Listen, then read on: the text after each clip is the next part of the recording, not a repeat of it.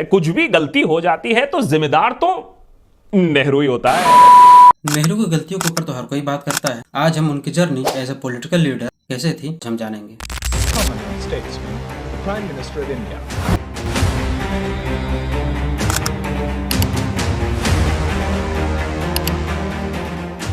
14 नवंबर 1889 में इलाहाबाद में पैदा हुए। 1905 में जब वो 15 ईयर के थे, हॉरो स्कूल इंग्लैंड में उन्हें भेज दिया जाता है। अपनी स्कूलिंग कंप्लीट करने के बाद ट्रिनिटी कॉलेज कैम्ब्रिज में नेचुरल साइंस में डिग्री हासिल की एंड लेटर लंदन में लॉ की डिग्री हासिल करते हैं। असल जर्नी तो स्टार्ट होती है जब 1912 में अपनी पढ़ाई कंप्लीट करके भारत लौटते हैं और इंडियन नेशनलिस्ट मूवमेंट में एक्टिवली पार्टिसिपेट करते हैं, बट ऑफिशियली अर्ली 1920s में आईएनसी ज्वाइन करते हैं। नेहरू गांधी की विचारधारा से बहुत प्रभावित थे।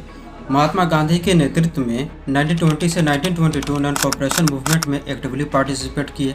1930 से 1934 सिविल डिसओबीडियंस मूवमेंट और 1930 के साल्ट सत्याग्रह और क्विट इंडिया मूवमेंट में एक्टिवली और बहुत प्रोमिनेंट रोल रहा इनका, जिसकी वजह से उन्हें कई बार जेल जाना पड़ा।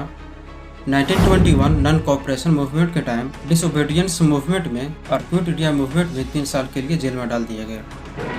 भारतीय आज़ादी के बाद क्योंकि आईएनसी एक डोमिनेंट पार्टी थी, नेहरू इंटरिम गवर्नमेंट के लिए प्राइम मिनिस्टर चुने जाते। For the nation building beginning में उन्होंने सेक्युलरिज्म, डेमोक्रेसी, सोशल जस्टिस के ऊपर जोर दिया। इकोनॉमिक डेवलपमेंट के लिए इंडस्ट्रियल एंड 1951 की 5 ईयर प्लान के साथ साथ नेहरू गवर्नमेंट ने इंडिया के फॉरेन पॉलिसी में भी काफ़ी ध्यान दिया। 1950 में संविधान लागू होने के बाद फर्स्ट जनरल इलेक्शन 1952 में आईएनसी मेजोरिटी सीट से जीत जाती है और नेहरू प्राइम मिनिस्टर के लिए नियुक्त किए जाते हैं।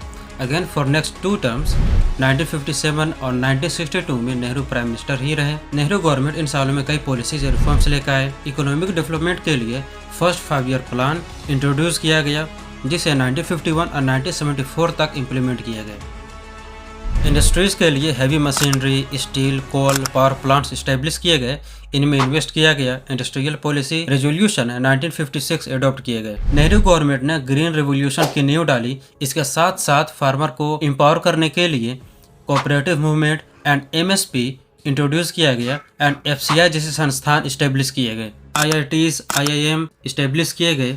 1948 ASG atomic energy commission establish किया गया। स्पेस रिसर्च के लिए 1962 में इनकोस्पार इस्टेब्लिश किया गया, जो करंटली इसरो के नाम से जाना जाता है। 27 में 1964 में प्राइम मिनिस्टर ऑफिस में ही हार्ट अटैक के कारण उनकी मृत्यु हो गई।